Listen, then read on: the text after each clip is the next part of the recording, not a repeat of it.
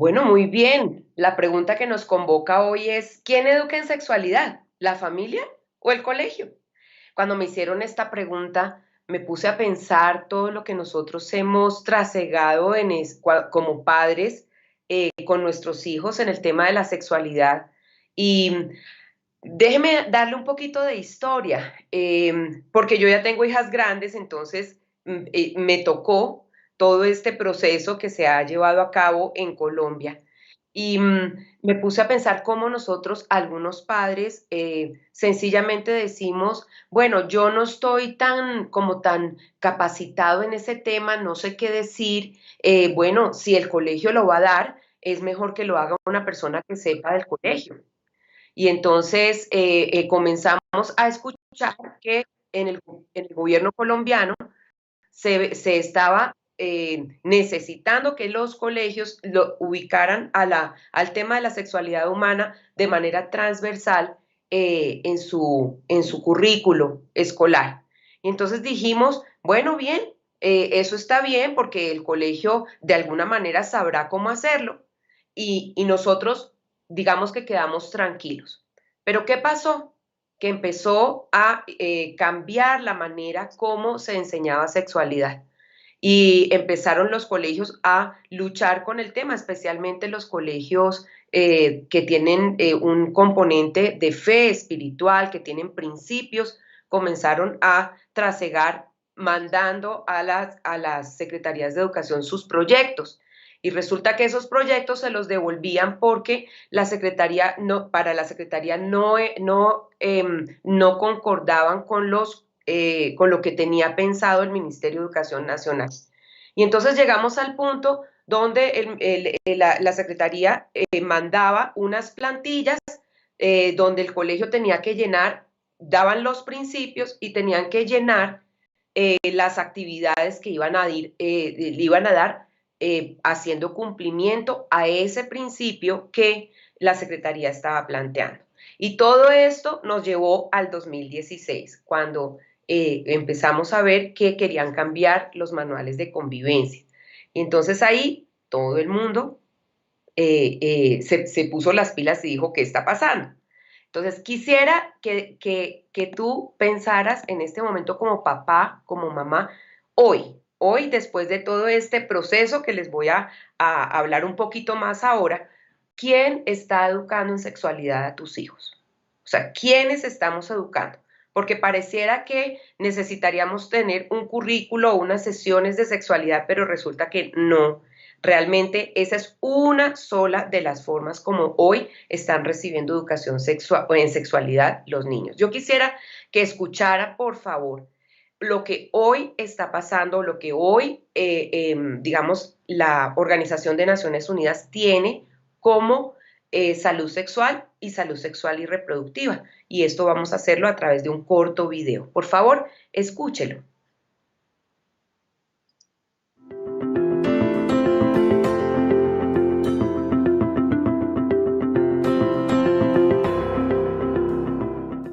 The Sexual and Reproductive Health Agenda, Sexual and Reproductive Health in Negotiated UN Documents.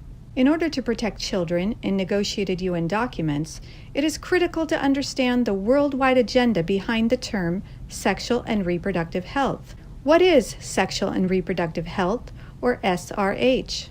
Sexual and reproductive health used to mean having a healthy sexual and reproductive system with the absence of disease or dysfunction. But now, the meaning of sexual and reproductive health has been corrupted, making it one of the most controversial terms in UN negotiations. Sexual and reproductive health consists of two main components: sexual health and reproductive health.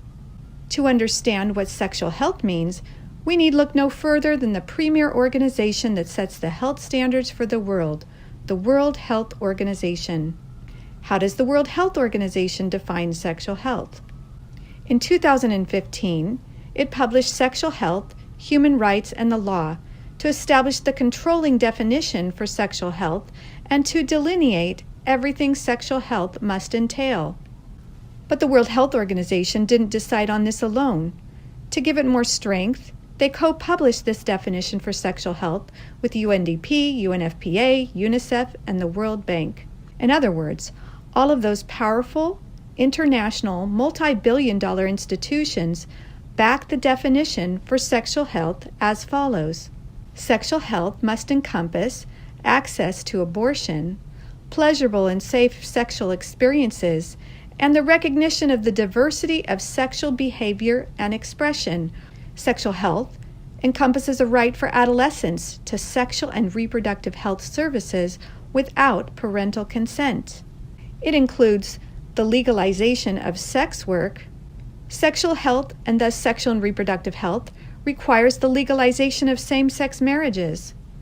Sexual health, and thus sexual and reproductive health, requires governments to provide access to cross-sex hormones and gender reassignment surgeries.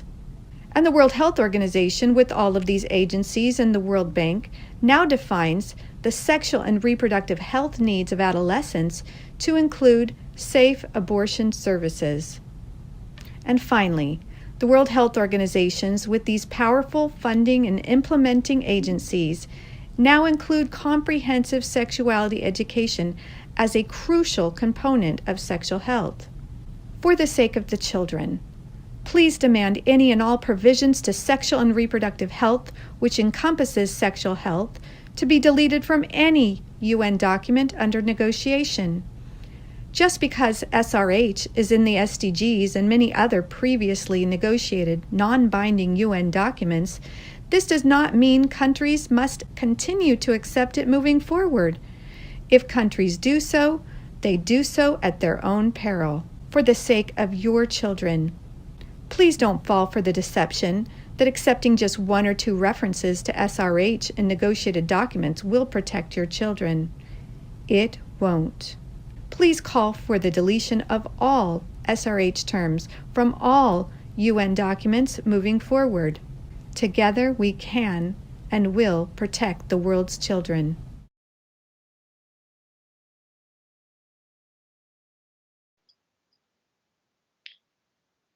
Muy bien. Entonces vamos a ver un poco lo que estaba diciendo esta persona en el video. ¿Quiénes son ellos? Usted se preguntará. Bueno, ellos son Family Watch International, es una organización miembro consultivo de la ONU. Si usted ve aquí esta lámina, aquí tenemos a la ONU, tenemos a la UNFPA, la OMS y a la UNESCO, todos están aquí. Ellos han participado en todas las reuniones de la Organización de las Naciones Unidas y ellos son los que están denunciando lo que está sucediendo hace muchos años con los derechos sexuales y reproductivos y la salud sexual en estos organismos internacionales. Si usted ve aquí, solamente le estoy mostrando una partecita de lo que es el tema de quiénes manejan el nuevo orden mundial y cómo manejan estas organizaciones internacionales. Estas organizaciones internacionales reciben digamos, las iniciativas de estos dos organismos. Aquí hay un grupo de personas que son, digamos, que las personas que más influencia tienen en el mundo por sus capacidades económicas, y ellos también, a través del Fondo Monetario Internacional y el Banco Mundial, han creado algunas agendas. Yo no sé si para usted como papá o mamá digamos, le suena cercana a la Agenda del 2030, los Objetivos del Desarrollo Sostenible, y la última agenda que se está llevando a cabo es el Foro de Davos. Todo eso va unido. Y entonces, en temas de derechos sexuales y reproductivos, la agenda está bajando como una imposición mundial a los países de América Latina a través de los cursos de educación sexual integral. Esto es una realidad hoy, pero no es nueva, no es nueva. Nosotros en nuestro país empezamos a hablar de este tema, si usted ve aquí, el 9 de agosto del 2016, pero realmente esto se ve, hay organizaciones civiles en Colombia que ya venían denunciando algo que hoy se llama la imposición de la ideología de género, pero no se llamaba de esa forma.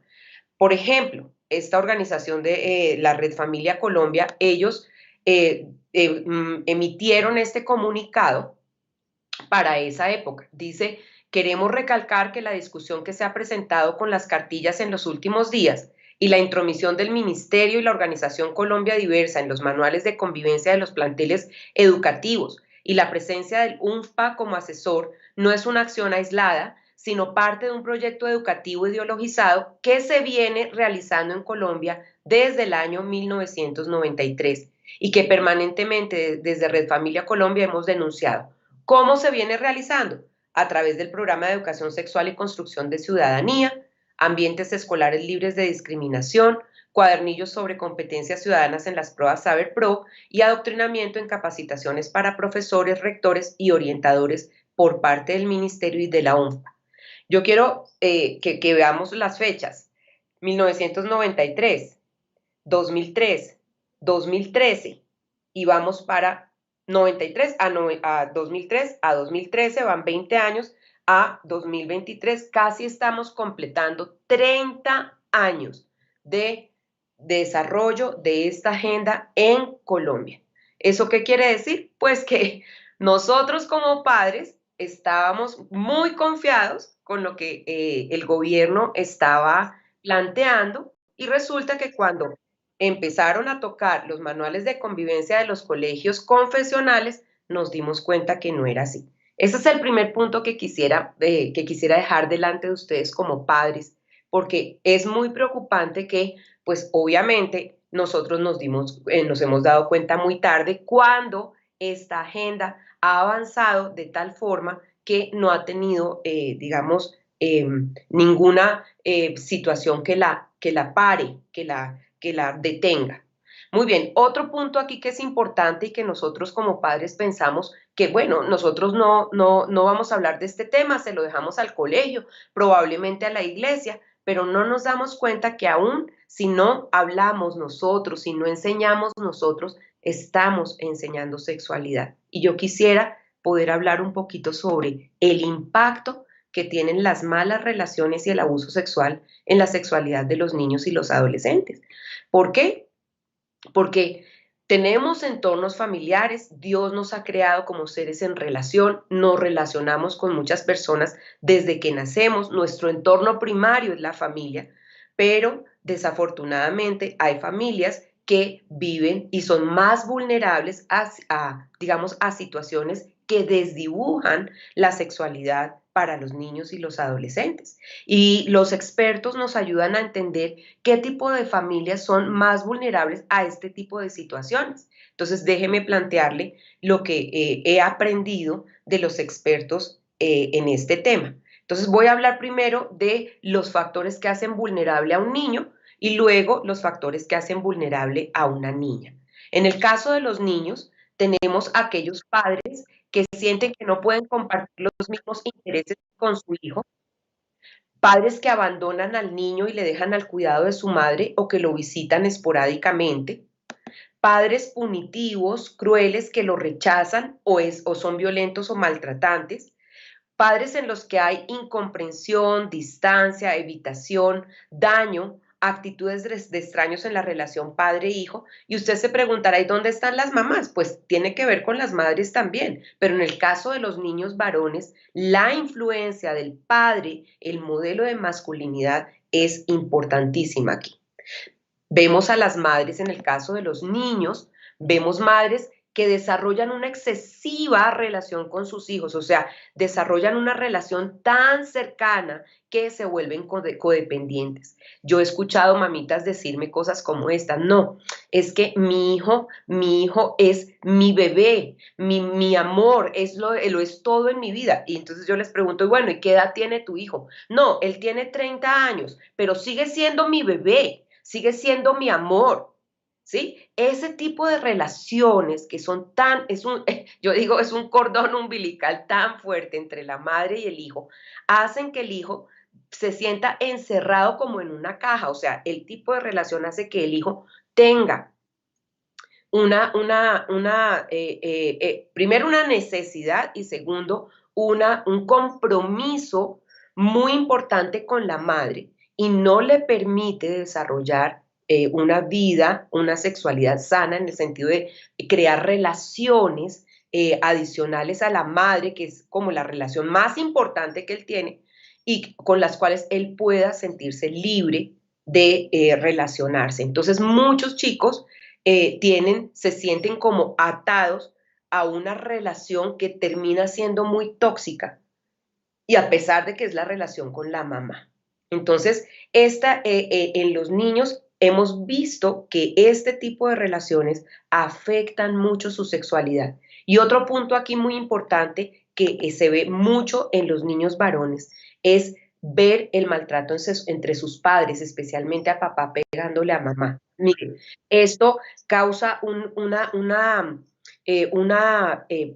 corte tan fuerte en la relación, en el vínculo padre e hijo, que yo he tenido chicos que me dicen, doctora, ¿usted cree que yo me voy a identificar con ese hombre que agarra a mi mamá del pelo, le jala el pelo y la arrastra por la casa, o que le pega y la deja morada? ¿Usted quiere que yo me identifique con la masculinidad de ese hombre? No, yo no me voy a identificar nunca con una persona así.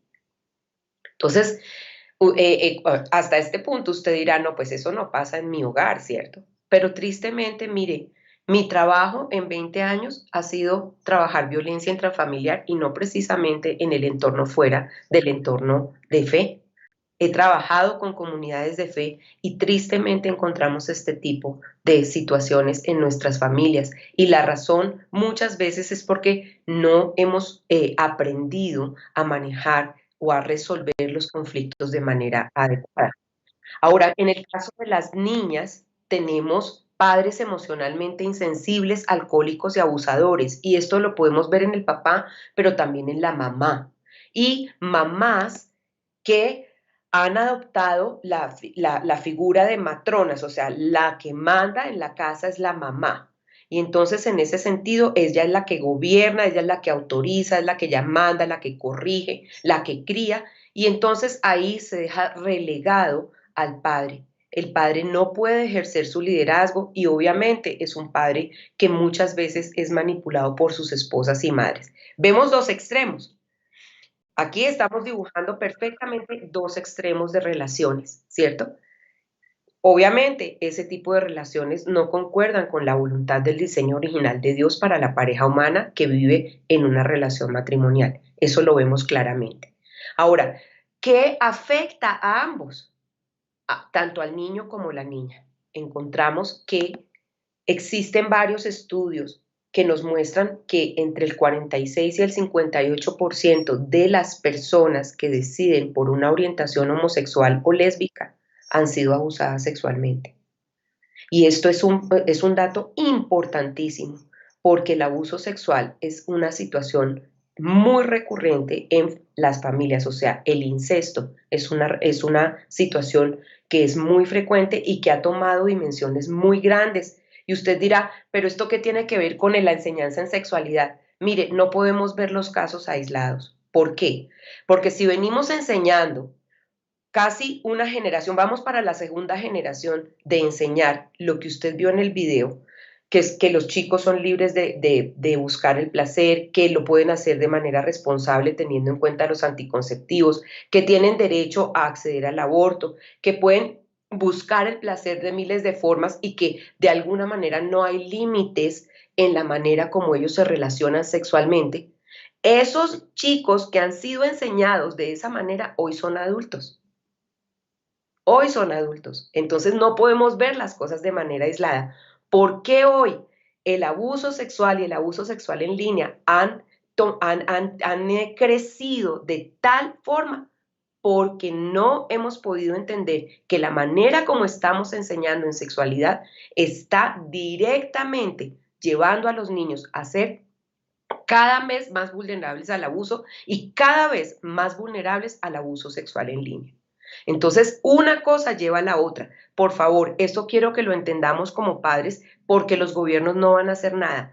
Es más, intencionalmente, las organizaciones internacionales que antes eran entes neutrales que nos ayudaban a tener claros los derechos humanos, hoy ya no están funcionando así. Hoy son organizaciones pagas por entidades privadas que van dando iniciativas de acuerdo al interés económico de esas organizaciones. Y esto lleva a una educación en sexualidad que nos está, al final, nos está es llevando a la vulneración de los niños y los adolescentes. Entonces, este punto del abuso sexual lo quiero ampliar un poco y lo voy a ampliar con un estudio más adelante. El otro punto que quiero tocar y quiero dejar delante de ustedes, porque usted dirá, bueno, hasta aquí no me identifico con nada, porque esas son familias que viven violencia y yo en mi casa trato de manejar las cosas lo mejor que puedo, soy mamá presente, soy papá presente, me intereso por mis hijos. Muy bien, pero yo quiero llamar la atención a ustedes en un punto. ¿Sus hijos están seguros dentro de casa con una tablet o un celular en la mano? Este es un tema que los padres dicen, ay, otra vez me van a hablar de esto. Miren, papás, yo quiero poder dar un aviso, un llamado a los padres de este momento en la historia. Y tal vez porque me pasó a mí, porque yo soy fiel testimonio de lo que le voy a decir. Llegó un momento en en mi vida, donde yo me pregunté, ¿he sido una mamá presente? ¿He estado en todos los momentos de mis hijas? He procurado ser una buena esposa, responsable, amando a mi esposo me ama, ha sido una persona tremendamente presente en la vida de nuestras hijas y de un momento a otro nuestras hijas empezaron a pensar y a tener valores completamente diferentes a lo que nosotros les estábamos enseñando. Y yo me preguntaba, ¿qué hemos hecho? O sea, ¿por qué escucho a mi hija pensando en que el feminismo radical es bueno, en que Simone de Beauvoir es la mejor, el mejor referente para ella? Yo decía, pero, perdón, si nosotros le hemos enseñado todo lo contrario, si yo me he dedicado a enseñarle sobre sexualidad, porque llevo muchos años trabajando en esto y además estoy en las primeras, digamos, los primeros tesoros a educar son mis hijas. ¿Qué pasó? O sea, ¿dónde nos equivocamos? Yo no sé si usted como papá ha tenido esa misma experiencia. Tal vez usted tiene hijos pequeños, pero si tiene hijos adolescentes, usted me va a entender lo que le voy a decir. ¿Dónde nos equivocamos? ¿Qué pasó? Bueno, esto tiene que ver con haberles dado celular tan pronto. Ellos tienen el mundo en sus manos. ¿Qué pasó con nuestros hijos? Pues que ellas, les encantaba el celular. Nosotros empezamos a darle celular a los 14 años, entre 13 y 14. Es más, ellas ahorraron y lo compraron, o sea, tampoco fue niños de 8. No, en los celulares comenzaron a tener una influencia muy grande hace más o menos 10 a 15 años. Y entonces comenzaron a tener su celular y nosotros como padres, bueno, muy bien, entonces vamos a cambiar de celular y le vamos a dar un celular nuevo, de buena capacidad. Y no nos estábamos dando cuenta el progresivo peligro en el que ellos se iban a encontrar. Hoy ya es claro. Hoy la agenda es clarísima.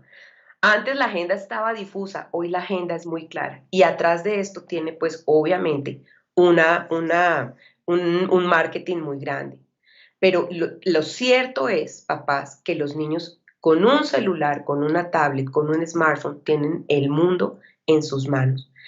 Las personas que hablan mucho de este tema, o sea, la gente que trabaja en el tema de las redes sociales, nos está alertando a nosotros como padres y nos está diciendo, miren, es tan delicado que hoy todos los chicos tengan un celular como la palma de su mano, o sea, es la extensión de su mano, ¿cierto? ¿Por qué está siendo muy contraproducente? Porque hoy hay estudios que muestran que los chicos les está costando relacionarse físicamente con otras personas. O sea, cuando están en un lugar y están presencialmente, les está costando mucho relacionarse. ¿Por qué? Porque están viviendo relaciones personales. O sea, se están involucrando personalmente a través de las pantallas, a través del uso de los emoticones y a través del uso de los emojis. Y al hacerlo a través de las pantallas, ya no saben cómo relacionarse presencialmente. Es increíble lo que está pasando con este tipo de situaciones para los jóvenes. Pero aquí Otro punto importantísimo es el acceso a las redes sociales. Nosotros como adultos no entendemos muchas veces este mundo tan amplio, ¿cierto? Nosotros muy probablemente de todas estas redes sociales que le estoy mostrando aquí, ¿cierto? Probablemente usaremos una o dos, pero ellos tienen un mundo. Ellos tienen un mundo. Y usted aquí está viendo las dos últimas. Esta red social TikTok es una red social que ha cogido un impulso grandísimo. Pero mire, muchas aplicaciones de estas facilitan el acceso, la visualización y la participación en contenido adulto. Es más, yo digo contenido adulto que no debería ser tampoco para adultos, pero tristemente hoy el mundo de los adultos es el mundo de los jóvenes y aún de los niños. Entonces, el acceso a contenido que los niños no entienden, que va mucho más allá de su edad, que sencillamente ellos los confunde o les parece chévere y entonces comienzan a buscar más contenido, nos ha llevado al acceso a la pornografía. Y este acceso a la pornografía me tiene muy preocupada. ¿Por qué? Porque estamos viendo reportes en este momento donde el primer acceso a una situación pornográfica fue a los 8 años. Hace unos años estábamos hablando de los adolescentes, pero hoy el último reporte que me llegó la semana pasada está hablando de acceso a la pornografía desde los 8 años. Y yo me preguntaba, porque yo dentro de los grupos de trabajo que tengo con los niños, he visto chiquitos que han tenido acceso a la pornografía a esas edades, en primero y segundo grado. Y yo decía, bueno, estos son casos aislados. ¿Qué vamos a hacer con esto? Pero sí, tristemente, esta es una realidad. Y la realidad nos ha hecho pensar, bueno, papitos, ¿qué vamos a hacer? Pero déjenme acabar este cuento, este rollo que para mí ha sido bastante interesante entenderlo, porque se están desarrollando más plataformas. Si usted ha visto con todo esto de las elecciones en Estados Unidos y todas las personas que les han quitado la posibilidad de estar en Google, en Facebook, que hablando todo el tema de las Big Tech y todo esta censura, pues se han creado otras aplicaciones y tenemos, por ejemplo, Sarará, que es una aplicación que utilizan los jóvenes, donde los usuarios envían mensajes anónimos a las personas que conocen. Y tenemos otras aplicaciones aquí como Signal y Telegram que han cogido un impulso muy grande debido a toda esta situación que se ha vivido en los últimos meses. Entonces se van armando, digamos, teniendo más acceso a más tecnología y también vemos a los niños jugando, ¿no? Y entonces decimos, bueno, pero desde que esté en la casa y juegue aquí, pues no hay problema. No hay problema, ok. ¿Qué están jugando? ¿Usted como papá o como mamá sabe que están jugando los niños? El 60% de los niños entre 8 y 11 años juegan Fortnite. Y usted aquí va a mirar los juegos más comunes en los niños de acuerdo a las edades. Esto es interesante porque mire, aquí le escribí, el anonimato de los jugadores y el uso de avatars permiten a los usuarios crear alter egos o versiones ficticias de ellos mismos, lo que es parte de la diversión. Sin embargo, también permite a los usuarios hostigar, acosar y a veces molestar a otros jugadores, enviando o publicando mensajes negativos o perjudiciales y utilizando el juego como una herramienta de hostigamiento. Si alguien no actúa bien, otros niños pueden maldecir o hacer comentarios negativos que se convierten en acoso. Entonces aquí veamos qué es el acoso. Y el ciberacoso, ¿qué incluye? Incluye enviar, publicar o compartir contenido negativo, perjudicial, falso, cruel sobre otra persona. Y esto puede incluir compartir información personal o privada sobre alguien más, provocándole humillación y vergüenza. Yo le pregunto a usted, papá, y con esto no estoy diciendo saque a sus hijos y no les dé nada de internet, no, pero sí tenemos que empezar a saber qué vamos a hacer y espero que las cuatro propuestas que le voy a hacer les sirvan para empezar a tener control, más control sobre esto o a tomar decisiones dependiendo de la edad de sus hijos. Mire, uno siendo adulto, cuando recibe contenido falso, cruel o contenido que lo humilla o lo avergüenza, uno como adulto tiene mayor capacidad de respuesta, pero un niño no. ni un adolescente. Son niños en proceso de formación que este tipo de cosas les hacen un daño terrible y hemos tenido niños aún suicidándose por esto. Entonces, ha avanzado el tiempo y ya podemos tener reportes claros de lo que esto implica. Y entonces decimos como padres, ¿qué pasó? Pues que la influencia del Internet y todos los medios sociales se las hemos dejado en su mano. Aquí está. Les hemos dado la posibilidad de tener el mundo en sus manos. Ahora, ¿esto qué implica para la vida de los jóvenes y de los jóvenes y de los niños? Cuando nosotros vemos situaciones de abuso sexual o abuso sexual en línea, situaciones de humillación, situaciones que hacen que esa persona sienta vergüenza, realmente es muy difícil para ellos equilibrar nuevamente su vida. De hecho, cuando nosotros vemos que hay situaciones de abuso sexual que no necesariamente tienen a un adulto y a un niño presente y que no se dan de manera presencial, sino por internet, porque hay mucho abuso sexual en internet, aún entre pares, aún los youtubers, que algunos youtubers están estimulando este tipo de prácticas, entonces vemos las consecuencias en el corazón y en el ser integral de los niños. Y yo quisiera mostrarle un estudio que hicieron en Argentina. Este primer estudio se hizo en iglesias evangélicas de Paraguay y Argentina, fueron 80 grupos locales de 15 denominaciones distintas, o sea que no estoy hablando de personas que no tienen un acercamiento a lo espiritual, estoy hablando del entorno espiritual. Y se hizo en el año 2001 y se volvió a hacer en el año 2011. Y en el 2011 entonces se tuvieron en cuenta 2.000 jóvenes de iglesias evangélicas de Argentina.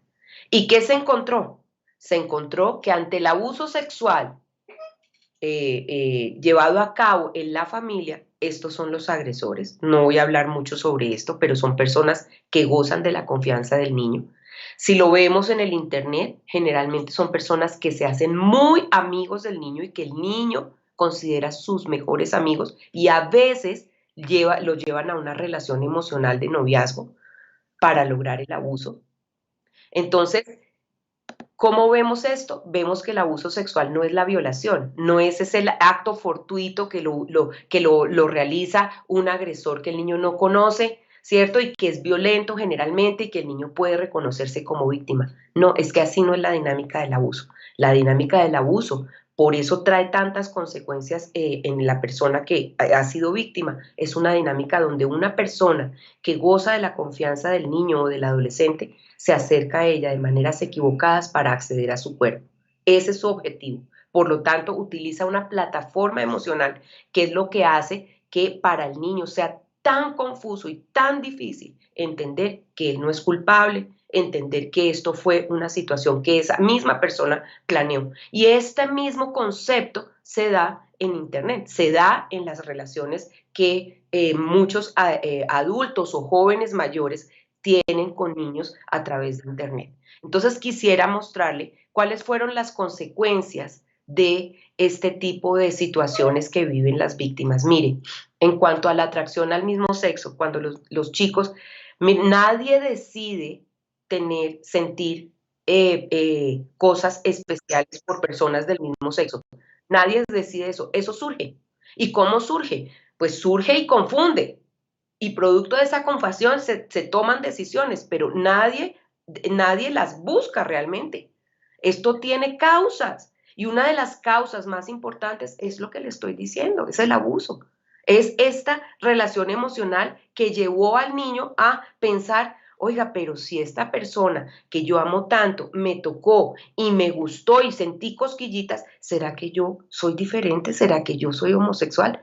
Mientras que las niñas lo traducen como una agresión. Si esta persona me tocó y está mal y esto no debería haber pasado, entonces a metros con esa persona. La respuesta es distinta, pero desafortunadamente logran lo mismo y es una conducta homosexual o una conducta lésbica. Ese es, digamos que los factores más recurrentes. ¿No son los únicos? Sí, es correcto, no son los únicos. Pero desde mi enfoque de trabajo, esto es muy preocupante. ¿Por qué? Porque los chicos experimentan mayor atracción hacia el mismo sexo cuando han sido abusados sexualmente. En el caso de los varones se triplicó la atracción, mientras que en las niñas se duplicó. Y esto nos debe dejar pensando, papás. ¿Por qué? Porque nosotros estamos sencillamente dejando que las cosas, les entregamos el celular, le decimos al colegio que es el colegio el que debe enseñar y nosotros siempre nos hemos mantenido a un lado. Mire lo interesante que es esto. Cuando en el año 2001 se veía mayor atracción al mismo sexo, estábamos hablando del 13% de los encuestados. Pero pasaron 10 años, donde se supone hubo cursos de educación en sexualidad, porque esto ha sido una constante. Los gobiernos piden que haya educación en sexualidad. ¿Y por qué no disminuyó, sino aumentó? Obviamente tiene que ver con todos los lobbies y todo lo que está pasando en el mundo haciendo de estas prácticas que van en contra del diseño original como un estilo de vida. Pero miren, créanme, esto no es del todo así. No es porque los lobbies estén haciendo fuerza, es por la cantidad de situaciones de abuso a las que están enfrentados los niños que no entienden y que los confunden. Y otro punto aquí que quiero resaltar como punto final, digamos, de esta encuesta, es que nosotros en nuestros países de América Latina hemos asumido como padres que los chicos son activos sexualmente y que ellos empiezan su actividad sexual muy pronto y que ese es el deber ser. ¿Por qué? Pues porque los jóvenes son activos sexualmente. No, señores, permítanme un momento, entendamos lo que estamos diciendo. ¿En qué, cuál es la edad de inicio sexual? Por lo menos en Colombia. Nosotros pareciera que el deber ser de un chico adolescente es que a los 13 años o 12 se inicia sexualmente. ¿Usted se ha puesto a pensar en qué momento de su desarrollo psicosexual está ese niño? Ninguno de nosotros como padres se pone a pensar en qué momento está. Mire, está en el momento de los cambios. Hasta ahorita va a llegar su primer sueño húmedo. Las niñas hasta ahora, en el promedio, están experimentando su primera menstruación. Está hasta ahora empezando a llegar el impulso sexual, que es esa atracción física y emocional que ellos sienten hacia el otro. Y usted me va a decir a mí que ese niño que está preocupado por esos cambios ya puede tener actividad sexual. Ya entiende lo que es estar activo sexualmente, ya tiene capacidad de entender cuáles son las implicaciones de esto. ¿No será más bien que debido a esas experiencias que ha tenido, lo llevan a estar hipersexualizado y lo llevan a tener una edad de inicio sexual más precoz? Ahí está enfocado nuestro trabajo hoy. Y yo creo que nosotros como padres y nosotros quienes trabajamos en prevención de abuso, necesitamos abrir los ojos y entender que esto no tiene por qué seguir siendo así. Aquí hay un problema de educación en sexualidad que lo han manejado intencionalmente por años y nosotros necesitamos frenar esto por lo menos en nuestros hijos. Mire, usted dirá, pero es que en el mundo en el que estamos, cuando usted toma la bandera y usted entiende que sus hijos son su prioridad y que usted tiene una responsabilidad y empieza a enseñar sexualidad, Dios bendice eso. Sí, sus hijos pueden tomar decisiones. Yo entiendo, mis hijas las han tomado, pero le aseguro que la palabra de Dios dice que enseñe al niño en el camino correcto y cuando fuere viejo, aun cuando fuere viejo, no se apartará de él. Cuando usted enseña los principios y la cosmovisión del diseño original, los niños van a tener a qué referirse, van a tener un referente, van a tener la capacidad de discernir, van a tener la capacidad de ser críticos con lo que escuchan. Muy probablemente varias ideas van a estar rondando por su cabeza, pero le aseguro que ellos van a volver. Y esa es nuestra esperanza, porque no la tenemos nosotros como seres humanos, sino que Dios nos la da. Entonces voy a hablarle de 4 puntos que creo que hoy son importantísimos que usted tenga en cuenta. Mi oración por usted hoy es, por favor, papá, por favor, mamá, tenga en cuenta esto que le voy a decir. Hoy todos estamos diciendo cómo vamos a enfrentar este nuevo orden mundial, porque es una realidad. Hay un nuevo orden mundial y va a pasos agigantados. ¿Cómo lo vamos a enfrentar?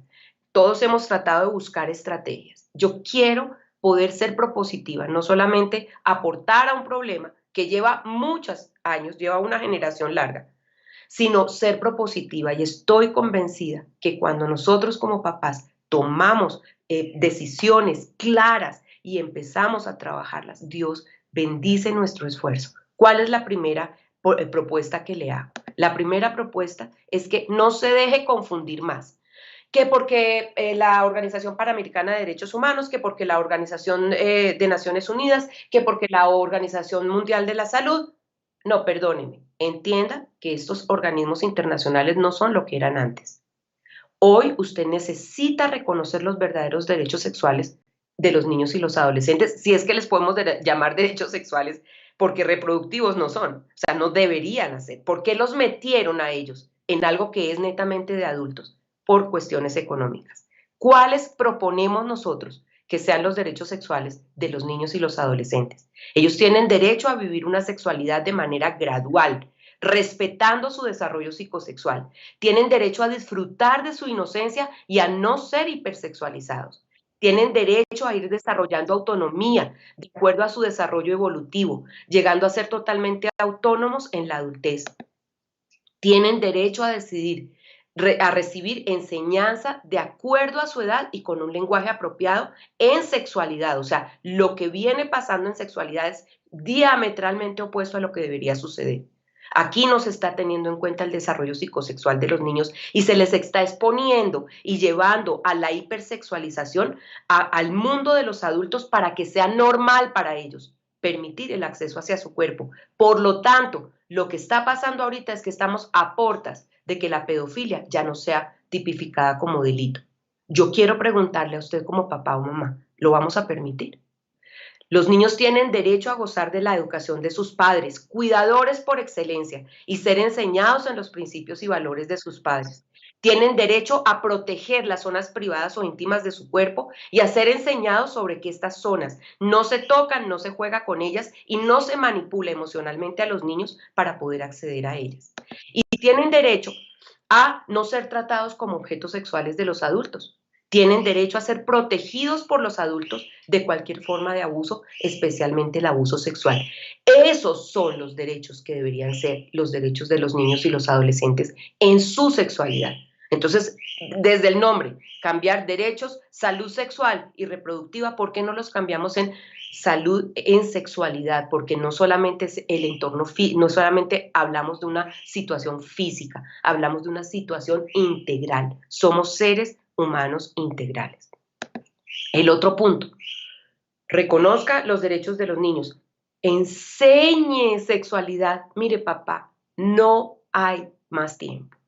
Si usted no coge esto en sus manos y comienza a hacer el estandarte y la bandera para sus hijos y les empieza a enseñar una cosmovisión bíblica, o sea, una cosmovisión desde el diseño original, tal como ellos fueron creados, de verdad, nosotros en este momento la batalla es muy, muy grave, muy grave. ¿Qué nos da Dios como estrategia?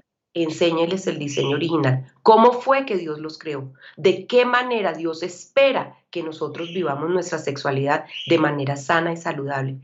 Mi propuesta es que ustedes urgentemente enseñen sexualidad retomando una cosmovisión bíblica de la sexualidad humana. Y hasta este punto usted dirá, pero yo no tengo ni idea cómo hacer esto. No sé qué les digo. Mire, en este momento tenemos muchas herramientas. Quiero que sepa que a través de su colegio, o sea, hoy usted está aquí porque el colegio ha tenido en cuenta el currículo que hemos desarrollado.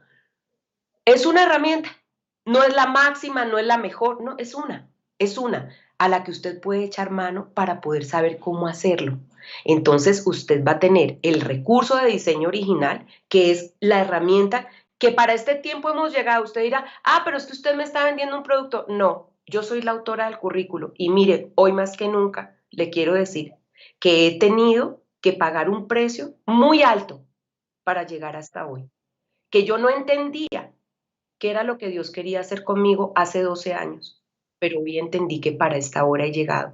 Y si este material resulta ser una herramienta para ayudarle a usted y para proteger a sus hijos y entender, ayudarles a tener factores protectores, fantástico, para esta hora llegué. Este no es simplemente venderle un producto a usted, es que hay una herramienta.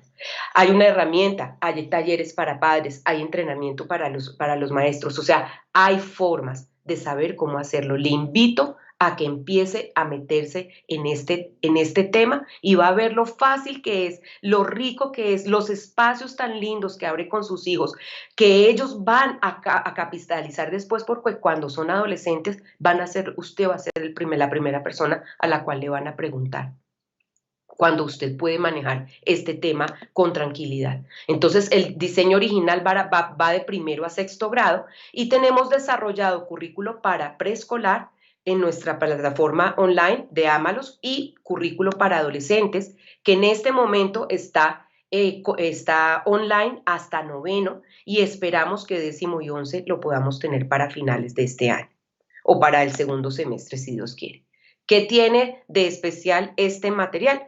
Pues que tiene una cosmovisión bíblica, trabajamos todo desde el diseño original. Entonces le invito a que haga parte, a que tome esto como un estandarte, como una bandera, y lo que va a hacer su colegio es acompañar el proceso. Ese es el segundo punto. El tercer punto, le ruego que tome en cuenta lo que le voy a decir, por favor, aplace lo que más pueda el que su hijo tenga un dispositivo electrónico personal. O sea, no le regale celular a su hijo, ni chiquito y ojalá adolescente. Mire, aquí las opiniones son diversas. Hay algunos autores que dicen que un celular es inadecuado en un menor de 13 años. O sea que un niño de 13 años puede manejar mejor un celular. Yo entiendo esa posición y la entiendo porque sí, podemos decir que el chico que ha sido correctamente enseñado pues puede entender y discernir que hay cosas buenas, cosas malas, cosas que confunden, ¿cierto? Y que no todo lo que él encuentra en el Internet es verdadero. Pero mire, hay tantos peligros para los chicos a los 13 años que yo soy partidaria de los autores que dicen, mire, yo sería radical en esto y yo le diría a mi hijo adolescente que de mi parte no va a tener celular hasta más o menos los 17 años, cuando él tenga un lóbulo frontal más maduro, que no sea tan desafiante, que no sea tan inmaduro para poder asumir el control de una plataforma mundial en sus manos y poder tener derecho a acceder al mundo. Entonces, papá, usted piénselo, pero menos de 13 años no le entregue un dispositivo electrónico a su hijo. Por favor, los niños a estas edades no deben tener dispositivos electrónicos propios. Y nosotros felices a los 4 años comprándole la tablet para que él tenga jueguitos. No, aquellas mamás que creen que dándole la comidita al bebé y que el niño vaya viendo algo mientras usted le da la comida para que el niño le coma, quiero decirle que más adelante usted va a sufrir por una adicción a los dispositivos electrónicos si continúa haciéndolo de esta forma. No haga eso. Los niños chiquitos no deberían tener acceso a ninguna plataforma electrónica. Si ustedes quieren ahondar sobre este tema, busquen en internet la regla de 36912 establecida o propuesta por el doctor Tisserot. Les va a ayudar a entender en qué momento los niños están, digamos, más maduros para poder asumir la tecnología. Y él dice, no le den tecnología a un niño pequeño. No permitan, el niño necesita espacios abiertos, necesita correr, necesita jugar, necesita aprender habilidades motoras. Y nada de eso ocurre cuando el niño está jugando con una pantalla.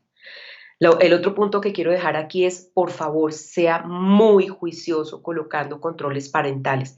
En este momento en donde estamos en la virtualidad, donde su hijo está pasando tanto tiempo en las pantallas, por favor, sea juicioso colocando controles parentales y ojalá revisándolos permanentemente. Fíjese que los controles parentales, la misma Policía de Tecnologías Informáticas nos está, perdón, dando controles parentales gratis. Así que ubique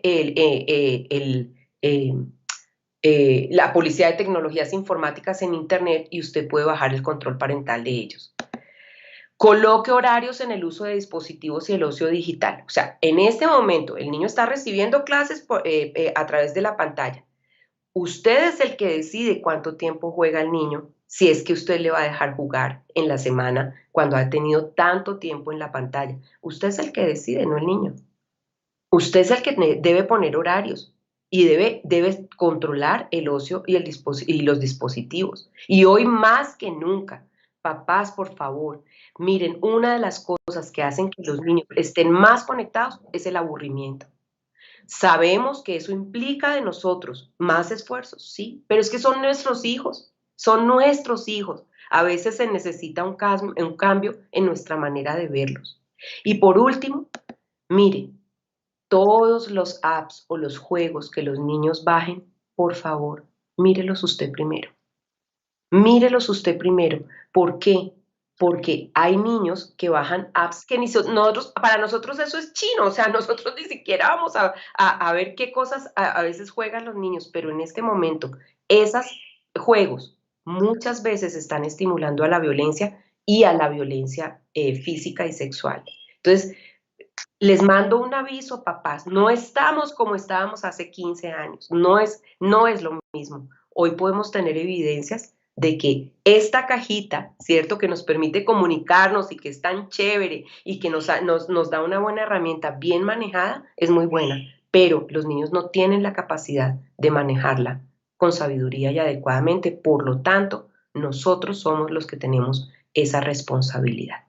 Papás, agradezco muchísimo su estadía conmigo en este tiempo. Dejo el micrófono para que podamos responder preguntas, observaciones y ideas que entre todos podamos ayudarnos. Qué bueno fuera que fuéramos un movimiento de padres en este tiempo para ayudar y proteger a nuestros niños.